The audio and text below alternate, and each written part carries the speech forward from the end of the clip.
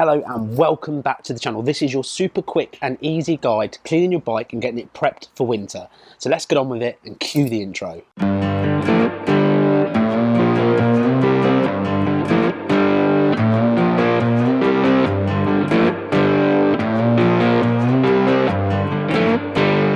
Now, as we can see, this bike is filthy and in desperate need of a clean.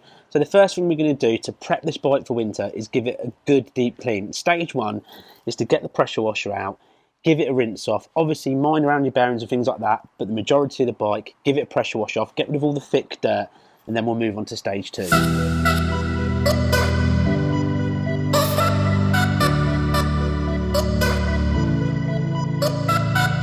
So now you've rinsed it, you're on to stage two, and stage two is this stuff. This is traffic film remover, and basically it's designed to take off all of the rubbish, all the grime you get off of the sort of main roads and motorways. They use this stuff to clean trucks, tanks, all that kind of stuff. You spray it on a maximum of 5 minutes, it's strong stuff, then you rinse it all off. That's stage two, to get rid of all that real horrible grime you can't get to.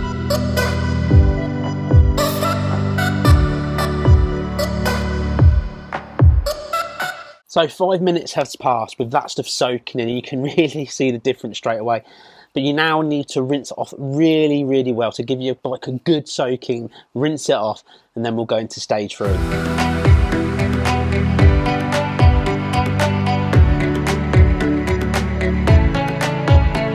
So this is stage three. This is the old-fashioned bucket, soapy water, hot water, high foam wash. Give it a good soaping, give it a good wash off the old-fashioned way.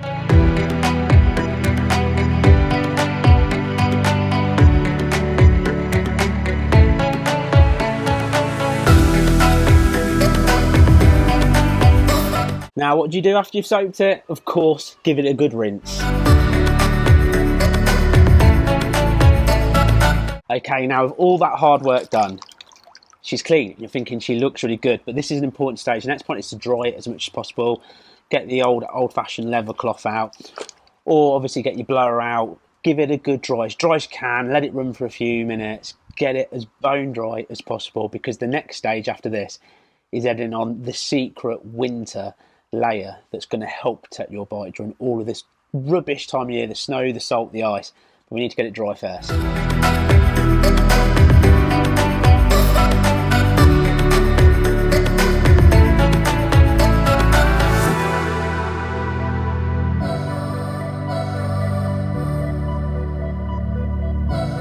So you've dried your bike to the absolute best of your ability, and if you want to put it away for 24 hours, let it dry out as much as possible, then go and do that. But now we're on to the last stage, the stage that's going to protect your bike in winter against all that salt, all of that grime, or be put away in your garage knowing it's got some kind of protection, stop any corrosion or anything from happening. Now you'll get some YouTubers that will say use WD-40, and yeah, do you know what, I'm not saying it doesn't work, but it's super thin stuff.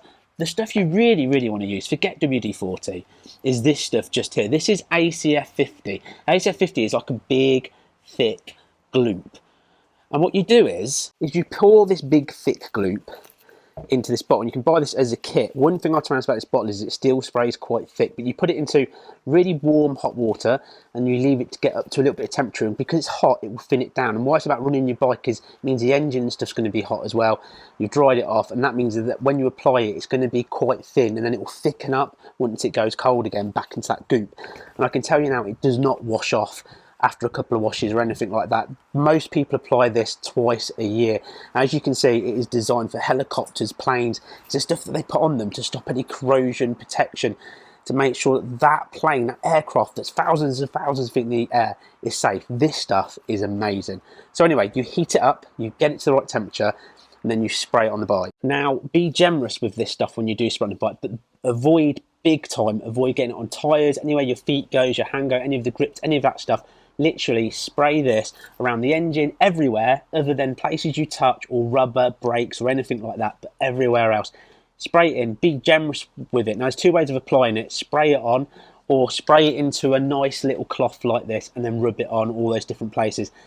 And then literally your bike is going to be super protected.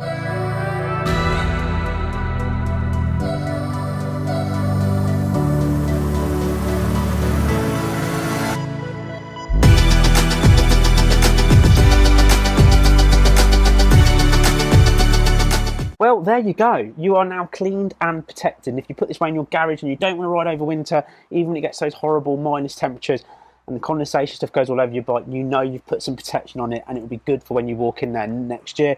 Or if you're like me and you like riding it through winter, you've got yourself protected. Now I'm going to put a link down for Amazon for all the different stuff that I use. It's really quick and simple compared to a lot of people's methods. I'm not saying that it is showroom condition or anything like that, but what you've done is you've taken off all of that sort of film, all that rubbish you get off the road, you've given it a good soap wash, and then on top of it you've dried it, then you've put protection on it. And they're really the basic main things that you need to do. But keep your bikes clean and tidy, they'll last for a lot longer, and you won't have all the issues to do with sort of corrosion and stuff like that because you've protected it.